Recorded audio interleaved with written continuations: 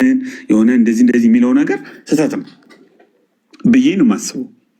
ከዛ ኤፋ ግልጽ ያደረገው ሁልጊዜ የሚያምታቱት ብዙ ሰዎች ሐዋርያት ሥራ በተለይ ምዕራፍ 2 ላይ ያለውና ቆሮንቶስ ላይ የተጠቀሰው ልሳን ይለያያል። አትሊስት እኮ ብሮደር ዲቪዥኑ ግልጽ ኮላፕስ አናድርገው። ሰዎች ሆን ብለው ለማጥቃት እንዲመቻቸው የሐዋርያት ሥራውና የቆሮንቶስን ኮላፕስ ያደርጉታል ለማጥቃት እንዲመቻቸው። ይሄ አደገኛ ፋውል ነው። ኦንጎይንግ ቸርች ፕራክቲስ የሆነውን ቅድም ዳኒም ሲናገር ዩሲበስ የተናገረውን ቡክ 7 ላይ ማግኘት ትችላላችሁ። ያ ኤክስፒሪየንስ እንዳለ እና ዩሲበስ የተናገሩትን ኦንጎይንግ ቸርች ፕራክቲስ እንደሆነ ሊጠፋ ይችላል፣ ሊቆም ይችላል። በየቀኑ እኮ ሰው ልሳን አይናገርም። ሰው እኮ ለ2 ዓመት ያህል ልሳን ላይናገር ይችላል። የልሳን ስጦታ ያለው ሰው እኮ ልሳን ሳይናገር 4 ዓመት ሊቀመጥ ይችላል እኮ። ልሳን እኮ ነሰሰርሊ እንትን እኮ አይደለም። ነሰሰርሊ የሆነ በየቀኑ ስንወጣ ስንገባ የሆነ ደህና አደራችሁ ደህና ዋላችሁ የምንባባልበት ነገር እኮ አይደለም። ከእግዚአብሔር ጋር የምናወራበት፣ ራሳችን የምናነጽበት፣ መንፈሳዊ ጸጋዎችን አቅሞችን ሁሉ የምናገኝበት፣ ቤተክርስቲያን የምትታነጽበት፣ ለአሕዛብ ወንጌልን የሚያውቁበት ምልክት የሚሆንበት ብዙ መንፈሳዊ ጥቅም ያለው ስጦታ ነው። ካልፈለግከው አይፈልግህም። አታስተምር፣ ቶ ልሳንን እሺ እግዚአብሔር መጋቢ አድርጎ የማስተማር ጸጋ ስጠዋል እንበል። ቶ ከልቲቬት አታድርገው፣ ይተውሃል። ልሳን ብቻ አይደለም እኮ ለምን ለ10 ሺህ ዓመት አይሆንም። ልጥቅስ ቶ ይተውሃል። በሜዲቫል ፔሪድ ቤተክርስቲያን እኮ አስቂኝ የሆነ ዝቅጠት ውስጥ ነው የወደቀችው እኮ ካይንድ ኦፍ 500-700 ይርስ ማለት ነው። ከተውኩ ይተውሃል። የእግዚአብሔር ነገር እንደው በጣም ሴንሲቲቭ ነው ባይዘወይ። እንደውም የመንፈስ ቅዱስ አሰራር ባይዘወይ ዶክተር ቢሊግራም በጣም ወደው እንደ ትሪድ ነው ይላል። እንደ ድር፣ እንደ ፋብሪካ ድር ነው። በፋብሪካ የነዚህ ባጎች ፋብሪኮች ምናምን ሲመረቱ በሴንሰር በኤክስሬ ነው የሚሰራው። እንደ ፒፒ ባጎች አሁን ሲሰሩ በኤክስሬ ይሰራሉ። አንደኛዋ ክር ከተበጠሰች ሴንሰሩ ያሳብቅና አንድ ክር ከተበጠሰ ሆል ፕሮዳክቱ ፌል ስለሚያደርግ የሚሰራው ሹራ ወይም ፋብሪክ ፌል ስለሚያደርግ በሴንሰሩ ምክንያት ዘሆል ማሽኑ ያቆማል። እንደ ስትሮክ ነው ልንገርህ፣ እንደ ስትሮክ ነው። መንፈሳዊ ነገር በጣም በጥንቃቄ በአክብሮት በትህትና ተንከባክበ የምትይዘው አንተንም ቤተክርስቲያንም የሚያንጽ ነገር ነው። ካልፈለግከው አይፈልግህም። በኃጢአት ካበላሸው ጥሎ ይሄዳል። ችል ካልከው ይተውሃል። በስብ እንደተዘጋ ብለድ ቬዝል ነው፣ እንደ ስትሮክ ነው። ዘሆል ሲስተምህን ነው ኮላፕስ የሚያደርገው። የመጸለይ አቅምህ ይሟጠጣል፣ የማስተማር አቅምህ ይሟጠጣል፣ ፍቅርህ ይሟጠጣል፣ ለወንጌል ያለ አቅም ይሟጠጣል፣ ለቤተክርስቲያን ለቅዱሳን ያለ ፍቅር ይሟጠጣል። ከተውከው ይተውሃል፣ ካልፈለግከው ይተውሃል። ለምን 1,000 ዓመት 2,000 ዓመት 10,000 ዓመት ይተውሃል። እግዚአብሔር ግን የሚጸጸት አይደለም። ስለ ጸጋ ስጦታው የሚጸጸት አይደለም። እግዚአብሔር ግን ሰፍሮ የሚሰጥ አይደለም። እግዚአብሔር ግን በዘመን የሚከፋፈል አይደለም። ስለዚህ ሰዎች እነሱ ኤክስፒሪየንሱ ስለሌላቸው፣ እነሱ ሪስፔክት ስለማያደርጉት፣ ለእነሱ ስትሬንጅ ስለሆነ፣ እነሱ ለመንፈስ ቅዱስ ያላቸው ቴዎሎጂም ሆነ ልምምድ ሌላ ነገር ስለሆነ በእነሱ ልምምድና በእነሱ ቴዎሎጂ የእግዚአብሔርን አሰራር ሊመዝኑትም ሊተምኑትም ሕግ ሊያወጡለትም ይፈልጋሉ።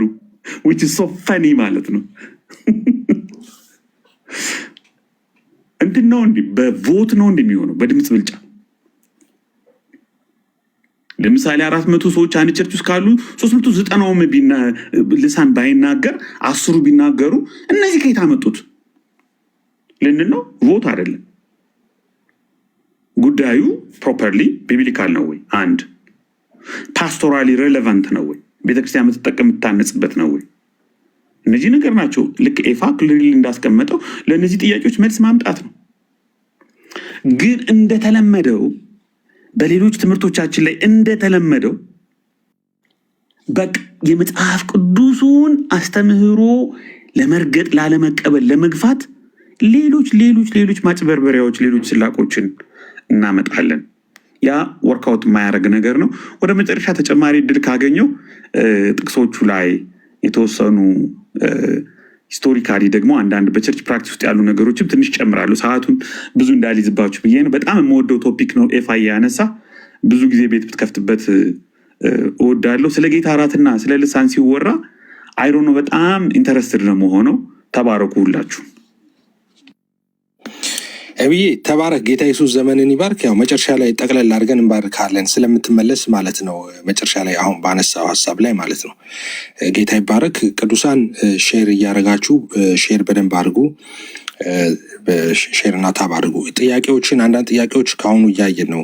ቅድም ምናልባት ያልነበራችሁ ዘግይታችሁ የገባችሁ ሰዎች ትሆናላችሁ በእርግጠኝነት እና ጥያቄ ነገ የምንከፍተው ለጥያቄና መልስ ብቻ ነው። በልሳን ጉዳይ ላይ ዛሬ በተማማርነውም ላይ እንደገና እናንተ ጥያቄ ያለን የምትሉ በማንኛውም ቤተ እምነት ውስጥ ያላችሁ ሰዎች ጥያቄ ያላችሁ ልሳን ላይ ነገ ከምሽቱ 2 ሰዓት ጀምሮ እንገባለን። ጥያቄ ለመቀበል ብቻ ነው የምንገባው ነገ ማለት ነው፣ ለትምህርት ሳይሆን።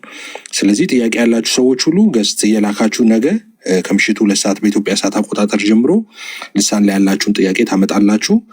ከዛ በኋላ ደግሞ ጌታ በረዳን መጠን ደግሞ እነሱን ለመመለስ እንሞክራለን እና ሁልጊዜ የምናደርገው እንደዚህ ነው። አንድ ትምህርት ይዘን ከመጣን የዛኑ ቀን ሳይሆን ኔክስት ዴይ ሙሉን ጊዜ ሰተን የጥያቄና መልስ ጊዜ እናደርገዋለን ማለት ነው እና ለነገ ተዘጋጁ ጥያቄ ለማቅረብ ማለት ነው። ነገ እንደዛ እናደርጋለን። ጥያቄዎቻችሁ በዛ ውስጥ የሚመለሱ ነው የሚሆኑት። በጣም በርካታ ጥያቄ ያላችሁ ሰዎች እንዳላችሁ እያየው ነው። እሱን ጥያቄዎቻችሁን ሁሉ ዋንስ አሁን ጥያቄና መልስ በትምህርቱ ቀን መሆኑን ማልወደው ለምንድን ነው? በዛው በትምህርት ቀን ሲሆን ጥያቄና መልስ ምንድነው ዳይቨርት ይሆናል ማለት ነው እና ሰዎች የያዙትን ነገር የተማሩትን ነገር ሁሉ የመርሳት ነገር አለ፣ የመልቀቅ ነገር አለ። ስለዚህ እሱ እንዳለ ሆኖ በዛ ላይ ተመስርተው ግን የተደራጀ ጥያቄ ይዘው መጥተው ደግሞ ጥያቄ ሲጠይቁ እንደዛ ጥሩ ነው። ተባረኩ። እንደዛ ነው የምንለው። እሺ ቤካዬ ወንድምነት አለ ተመልሳ እሺ ሰላም በለን የምትለው ነገር ካለ ጎይድ ብራዘር። እሺ አባኩ እኔ እንኳን ምን ላለው በለው መምህራኖች ባላችሁበት ምን ማለት ይቻላል። ለማንኛውም ግን ሁላችሁም ሰላም ብያለሁ። ወንድምየው ጸጋ ይብዛል፣ ዶክተር ዳኒ፣ ኤቢ ግርምሽ ወንድማችን ሁላችሁንም ሰላም ብያለሁ። ጸጋና ሰላም ለእናንተ ይሁን።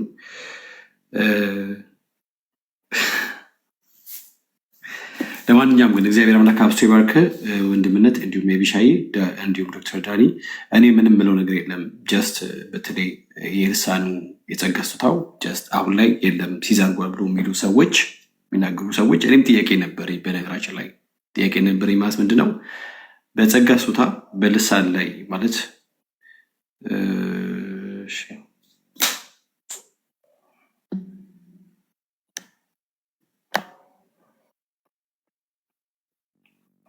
እሺ የጸጋ ስጦታ አሁን ላይ የለም አቁሟል ሲዛጓ ብሎ የሚሉ ሰዎች ቀደም ብዬ እንዳነሳው ቤተክርስቲያን በምድር ላይ እንዳለች አሁን ላይ እንዳለች ያምናሉ ወይ የሚል ጥያቄ እንዳነሳ ያደርገኛል። ፕላስ ደግሞ ኢቨን እንኳን መንፈስ ቅዱስስ አሁን ላይ አለ ወይ ብሎ ያምናሉ ወይ የሚል ጥያቄ እንደዚህ ያስነሳኛል፣ ላይክ እንዳነሳ ያደርገኛል ብዬ ተስፋ አደርጋለሁ። ፕላስ ደግሞ ለምሳሌ ይሄ በአዲስ ቋንቋ መናገር ቅድም ኤፍዬ እንደተናገርከው ወይም ኤፍዬ እንዳነሳኸው አንድ ሰው በጌታ አምኖ ሲድን ሊታይበት የሚችሉ ከምልክቶች ውስጥ አንዱ በአዲስ ቋንቋ መናገር ነው። በአዲስ ቋንቋ መናገር ማለት ግልጽ ነው።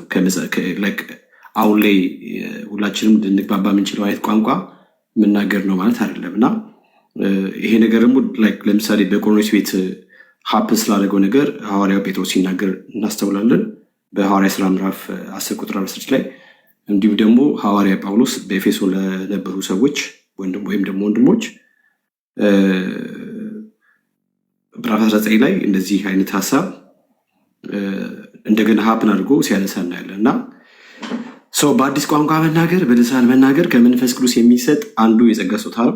መንፈስ ቅዱስ እንዳለ የሚያምኑ ከሆነ ቤተክርስቲያን አሁንም አለች ብሎ የሚያምኑ ከሆነ የልሳኑ ስጦታ የልሳኑ አገልግሎት አሁንም ድረስ አለ ማለት ነው እና ወንድምነት ከዚህ በላይ እኔ ብዙ ማለት አልችልም።